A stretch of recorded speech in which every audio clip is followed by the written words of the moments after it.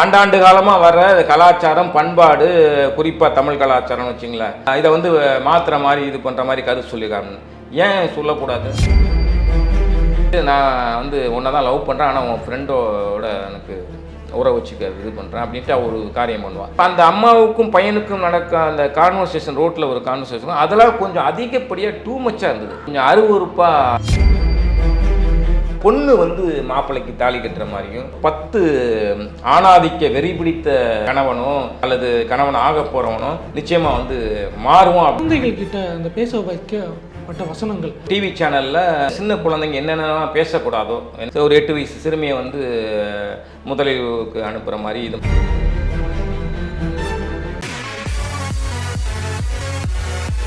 Hotspot அப்படின்னு ஒரு திரைப்படம் ஆமாம் 29ஆம் தேதி வெளியாக இருக்குது. படத்தோட ட்ரெய்லர் 2 வாட்டி விட்டுருந்தாங்க. ட்ரெய்லர் 1, ட்ரெய்லர் 2 விட்டுருந்தாங்க. அந்த ட்ரெய்லர் லான்ச் அப்பயே வந்து பல்வேறு சர்ச்சைகள், பல்வேறு கேள்விகள் கேட்டு இயக்குனர் நெருக்கடி பண்ணியிருந்தாங்க. படத்தை பார்த்தா தெரியும் அப்படின்னு சொல்லியிருந்தாங்க. நேற்று ப்ரெஷ் ஷோ போட்டிருந்தாங்க, நீங்களும் பார்த்துட்டு தான் கேள்விப்பட்டோம். எப்படி இருக்குது படம்? இல்லை, எனக்கு வந்து படம் பிடிச்சிருக்கு. ஒரு சில கருத்து வேறுபாடுகள் இருக்குது தவிர, ஒரு வாழ்க்கைனா இப்படித்தான். உதாரணத்துக்கு சொல்ல போனால் ஒரு பெண் பார்க்கும் படலம் இன்னமும் வந்து அது என்னதான் கால மாற்றங்கள் நிகழ்ந்தால் கூட, வளர்ச்சிகள் அறிவியல் விஞ்ஞானம் எல்லாம் இது பண்ணால் கூட, இந்த பெண் பார்க்கும் படலங்களில் இன்னமும் வந்து பல இடங்களில் அந்த சம்பிரதாயம் போய் காப்பி கொடுக்கறது, பச்சி போண்டா சாப்பிட்றது, சொல்லி விட்றோங்கிறது, அல்லது எங்களுக்கு இவ்வளோ பவுன் போட்டுருங்க, இத்தனை பவுன் பொண்ணு மாப்பிள்ளைக்கு போட்டுருங்க அப்படிங்கிற இதெல்லாம் உடைக்கிற மாதிரி மொத்தம் 4 கதைகள் இந்த படத்தில் 4 கதைகள் வருது. இந்த 4 கதைகள் இந்த ஃபஸ்ட்டு கதை தான் இது, பெண் பார்க்கும் படலம். அதாவது இது ஹீரோ வந்து கனவு காண்றான். என்னன்னா, பெண் பார்க்கும் படத்துலேயே அந்த மாப்பிள்ளை தான் வந்து காஃபி கொடுப்பான் பொண்ணுக்கு, கொடுத்துட்டு பொண்ணு பிடிச்சிருக்கா அப்படிங்கிற மாதிரி கேட்குற மாதிரி இதெல்லாம் வருது. கல்யாணம் நடக்கும். கல்யாணத்தில் பார்த்தா பொண்ணு வந்து மாப்பிள்ளைக்கு தாலி கட்டுற மாதிரியும், அதே மாதிரி மாமியார் கொடுமை தாண்டி ஆப்போசிட்டாக வந்து மாமனார் கொடுமை. அவர் வந்து ஒரு தாலியை மாட்டிக்கிட்டு, ஏன்னா இப்படி ஒரு வாழ்க்கை முறை இருக்குன்ட்டு உள்டாவாக ஒரு எதிர்மறையாக வந்து யோசனை பண்ணி ஒரு தாட்டு இருக்குது. என்னென்ன ஆண்டாண்டு காலமாக இன்னமும் வந்து பெண் அடிமைத்தனம் இருக்குது. அதுவும் குறிப்பாக இந்த இல்லற வாழ்வியலில் கண்டிப்பாக இருக்குது. இப்படி யோசிச்சு பாருங்களேன்டா அப்படிங்கிற மாதிரி சொல்கிற மாதிரி ஒரு சீக்வன்சி வரும். அது ரொம்ப நல்லா இருக்குது. உண்மையிலே இந்த படத்தை பார்த்து அந்த சீக்வன்ஸை பார்க்குற ஒரு 10 ஆணாதிக்க வெறி பிடித்த கணவனோ அல்லது கணவன் ஆக போகிறவனோ நிச்சயமாக வந்து மாறுவோம் அப்படிங்கிறது என்னுடைய நம்பிக்கை. இல்லை, இந்த படத்தில் வந்து பல்வேறு கேள்விகள் வைக்கப்பட்டுச்சு. அந்த ப்ரெஸ் மீட்லேயே ட்ரெய்லரும் பார்ப்பதுக்கு வாய்ப்பு கிடச்சிச்சு. இந்த படத்தை ட்ரெய்லரை பார்க்கும்போது வந்து அந்த சீன் சொன்னீங்கல்ல, ஆணாதிக்க ஒரு ஆண் வந்து அவனோட பார்வையில் இருக்காங்கன்னு. பெண்ணடிமைத்தனம் இருக்குது அப்படின்னா சமூகம் புறையோடு போய் இருக்குது, நூற்றாண்டுகளாக இருந்துக்கிட்டு இருக்கு. உலகம் முழுவதும் பல்வேறு இடங்களில் பல்வேறு வடிவங்களில் பெண்ணடிமைத்தனம் இருக்குது. அதுக்கு ஒரு மாற்று சொல்கிறேன் அப்படிங்கும்போது பெண்களை அடிமைப்படுத்தக்கூடாது அப்படிங்கிற விஷயம் சொல்லாமல், இதனால் பெண்ணு தாலி கட்டினா அப்போ தாலி கட்டுறது வந்து தவறு, அது அடிமைத்தனம் சொல்கிறத விட்டுட்டு இதுக்கு பதிலாக இப்போ ஆண் தாலி கட்டிக்கோ அப்படின்னு சொல்கிறது வந்து ஒரு மேம்போக்கான ஒரு கருத்தாக இருக்குல்ல. நானும் வந்து பேசுகிற மாதிரியான ஒரு காட்சிப்படுத்தல் இல்லை. அது வந்து நீங்கள் எப்படி அதை பார்க்கணுன்னாக்கா, அது வந்து ஒரு ஒரு சினிமாவாக பாவம். என்ன ஏன் அந்த நரேஷன் அப்படி அந்த இயக்குனர் சொல்கிறாருனாக்கா, வெறும் ராவாக நீங்கள் சொல்லும்போது அதை வந்து மக்கள் ரசிக்க மாட்டாங்க அல்லது மனசை தைக்காது. அதனால ஒரு காமெடி ஃப்ளேவராக இப்படி இருந்தால் எப்படி யோசனை பண்ணுறப்பே பாருங்களேன், இது பண்ணுறதும் கழுத்தில் பொண்ணு வந்து தாலி கட்டுறதும். அப்போ இந்த பார்க்குறப்பே இந்த கருத்துக்கே இவங்க வலிக்கும் போது நிஜமாக அதை அனுபவிக்கிற பெண்களுக்கு, அதாவது இந்த கலாச்சார காவலர்கள்லாம் இன்றைக்கி வந்து இதை பார்த்து கூட எதிர்க்க கூட செய்யலாம். ஆண்டாண்டு காலமாக வர்ற கலாச்சாரம் பண்பாடு குறிப்பாக தமிழ் கலாச்சாரம்னு வச்சிங்களேன், இதை வந்து மாற்றுற மாதிரி இது பண்ணுற மாதிரி கருத்து சொல்லியிருக்காங்க. ஏன் சொல்லக்கூடாது? ஏன் இப்படி யோசிக்கக்கூடாது?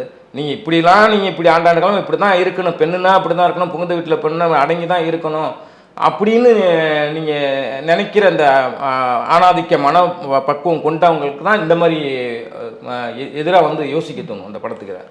என்னுடைய கேள்வி என்ன அப்படின்னா, ஆண்டாண்டு காலமாக பெண் அடிமைப்பட்டிருக்காங்க, அதில் மாற்று கருத்து இல்லை.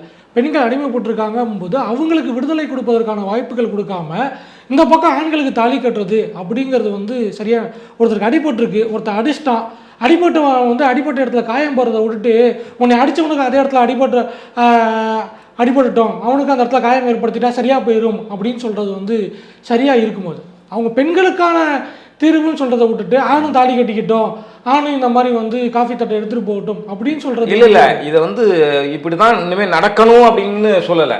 இப்படி இருந்தால் எப்படி இருக்கும், அது வந்து கனவு மாதிரி தான் வரும். புரியுதா? அவன் வந்து கனவு காண்ற மாதிரி சீக்வன்ஸை வந்து கதைப்படி வந்து அவன் கனவு காண்றான்.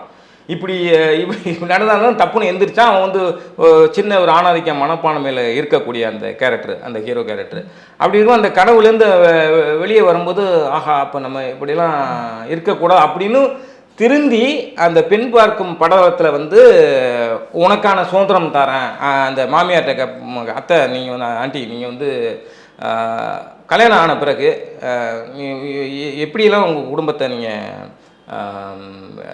விட்டுட்டு நீங்கள் தவிச்சிருக்கீங்க, என்ன என்ன ஃபீல் பண்ணியிருக்கீங்க அப்படிங்கிற மாதிரி வந்து கேட்பான். அப்போ தான் அந்த அவங்க அத்தையாக வரப்போகிறவங்க சொல்லுவாங்க, இந்த இப்படிலாம் இப்போ இல்லை எப்பொழுதுமே எனக்கு அந்த ஃபீலிங் இருந்திருக்குது அப்படின்னு சொல்லிட்டு அந்த அத்தை கேரக்டர் சொல்லும்.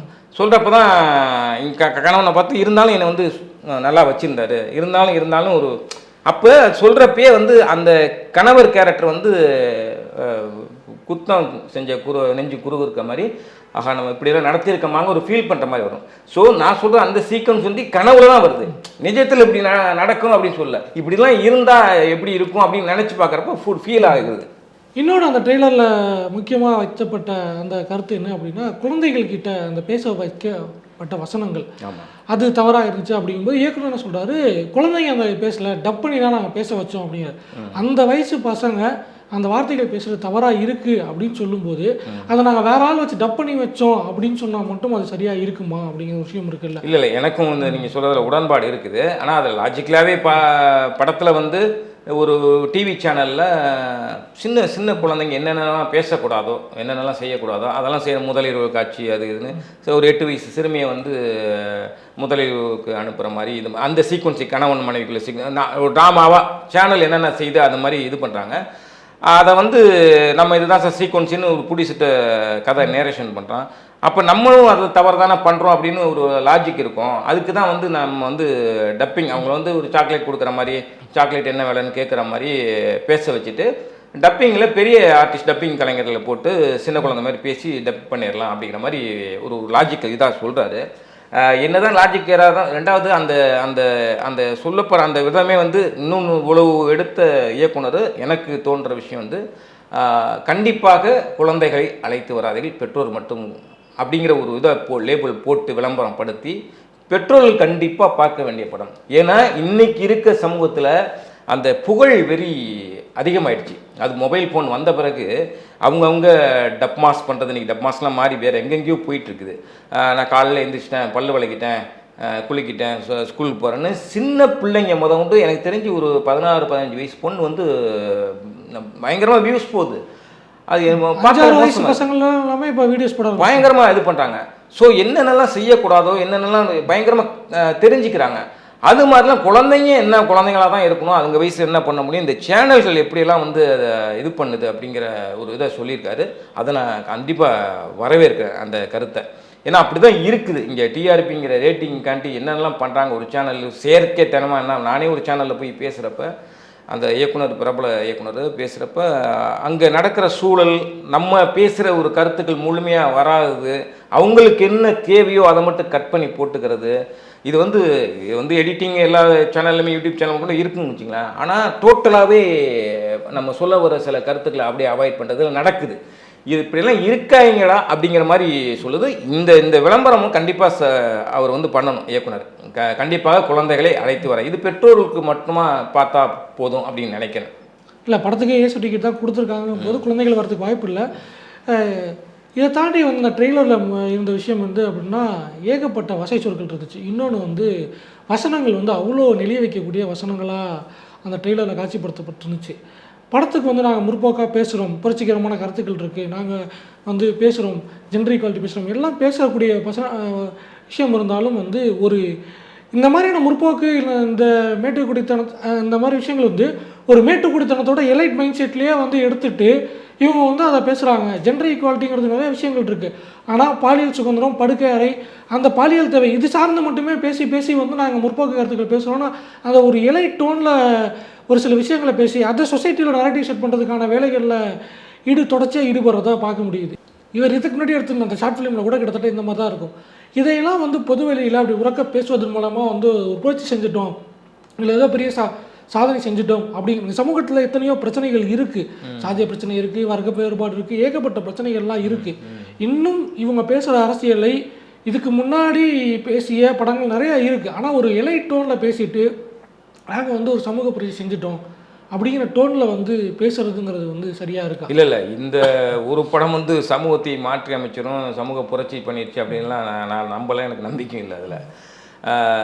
ஆனால் இந்த படம் வந்து இப்படி இருக்கக்கூடாது, இப்படி இருக்கலாம் அப்படிங்கிற மாதிரி ஒரு ஒரு சொல்லப்படுது. ஆனால் இதே வேறு சில படங்கள், இருட்டறையில் முரட்டு குத்து பார்த்தீங்கன்னா முழுக்க முழுக்க ஒரு ஆபாசமான ஒரு விஷயங்களாக பண்ணிவிட்டு கடைசி அந்த ஒரு ரீலில் வந்து பார்த்தீங்கன்னா அட்வைஸ் பண்ணுற மாதிரி இப்படி இருக்கக்கூடாதுன்னு ஒரு டயலாக்கையோ ஏதோ காட்சியோ போட்டு முடிச்சுடுவாங்க சுபம்னு. பாய்ஸ் படத்துலேயே நடந்தது பார்த்தீங்கன்னா அவ்வளோ இதாக இருந்தது. சி அப்படிங்கிற ஒரு வார்த்தை விமர்சனம் பண்ணாங்க ஒரு ஒரு இதழ் பாய்ஸ் படத்துக்கு. சங்கரே அந்த தவறை பண்ணியிருக்காரு. அதே மாதிரி அதன் பிறகு நிறைய படங்கள் நம்ம பார்த்துட்டோம் இந்த மாதிரி. அது வந்து என்னென்னா முழுக்க முழுக்க குரூரமாகவும் ஒரு ஒரு கிளாமரைஸாகவும் இந்த மாதிரி தான் இருக்குது தவிர இதில் வந்து அந்த மாதிரி இல்லாமல் இப்படி இருந்தால் நல்லா இருக்குமே அப்படிங்கிற மாதிரி இது பண்ணால் அதுக்காக வந்து இது வந்து சீர்படுத்திடுமா அப்படின்னா இல்லை. இது ஒரு பேட்டர்ன் ஆஃப் த ஃபிலிம், இது ஒரு விஷயத்த சொல்லுது, அவ்வளோதான். தவிர பேச வேண்டிய விஷயங்கள், பேசு பொருள்கள் நிறைய இருக்குது. இப்போது சங்கர் வந்து அந்த படத்தை ஒரு என்டர்டைன்மெண்ட் படமாக எடுத்தார். இருட்டாட்டில் முற்றுகுத்தும் வந்து ஒரு யங்ஸ்டர்ஸ்க்கான 18+ படம் தான். அவங்க வந்து அதில் வந்து நாங்கள் சமூகத்தை சீர்திருத்த போகிறோம்னா நாங்கள் மெசேஜ் வச்சுருக்கோம், கட்டாயம் பார்க்கணும் அப்படின்லாம் சொல்லலை. ஆனால் இவங்க வந்து நேற்றைய தவறுகள் இன்றைக்கு சரியாக இருக்கலாம், நேற்றைய சரி இன்றைக்கு தவறாக இருக்கலாம்லாம் ட்ரெய்லரில் போட்டு தான் படத்துக்குள்ளேயே வந்து ஆடியன்ஸை கூப்பிட்றாங்க. ஸோ இங்கே மக்களுக்கு நாங்கள் ஒரு மெசேஜ் வச்சுருக்கோம் அப்படின்னு சொல்லி தான் இந்த படத்தை வந்து ப்ரொமோட் பண்ணுறாங்க. அப்போ நீங்கள் மெசேஜ் சொல்லும்போது அது வந்து ஒரு மேட்டுக்குடி மனப்பான்மையோடையே இருக்கே, இது தொடர்ச்சியாக இது இயக்குனரோட ஒரு ஸ்டாண்டில் இருக்குங்கிறதா என்னுடைய கேள்வியாக இருக்குது. அவருடைய முந்தைய குறும்படங்கள்லாம் குடும்பங்கள்லாம் பயங்கர மில்லியன் கணக்கெல்லாம் போகும்னாங்க. நான் ஒரு குடும்பம் கூட அவர் பார்த்ததில்ல. இந்த படம் தான் முதல் முறையாக அவருடைய படைப்பை நான் பார்க்குறேன். நான் அவர் வந்து இது மேட்டுக்குடித்தனம் அப்படி மாதிரிலாம் நான் பார்க்கல. இது வந்து ஒரு ஒரு படமாகவும் பார்க்குறேன். அதே சமயம் அவர் சொல்ல வர விஷயத்த ஒரு காமெடியோட அந்த யூத்துக்களை அட்ராக்ட் பண்ணுற மாதிரி ஒரு காமெடி எலமெண்டோட இது பண்ணுறாங்க. ஒரு மெசேஜ் இருக்குன்னா கண்டிப்பாக இருக்குது. அது உங்களுக்கு பிடிச்சா ஏற்றுங்க.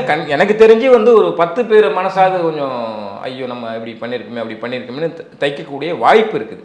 அதுக்காக இந்த படம் வந்து புரட்சி செஞ்சிருச்சு, இப்போ சமூகத்தை புரட்டி போட போகுது அப்படிங்கிற மாதிரிலாம் நான் சொல்லலை. இது ஒரு படமாக தான் நான் பார்க்குறேன். படமாக பார்த்தா சொன்னால் அந்த படமாக பார்க்கறதுலையும் இதுக்கு முந்தைய நான் பார்த்த வல்கர் அடல்ட்ஸ் கண்டென்ட்டு இதை வந்து மிக மோசமாக இருக்கும்.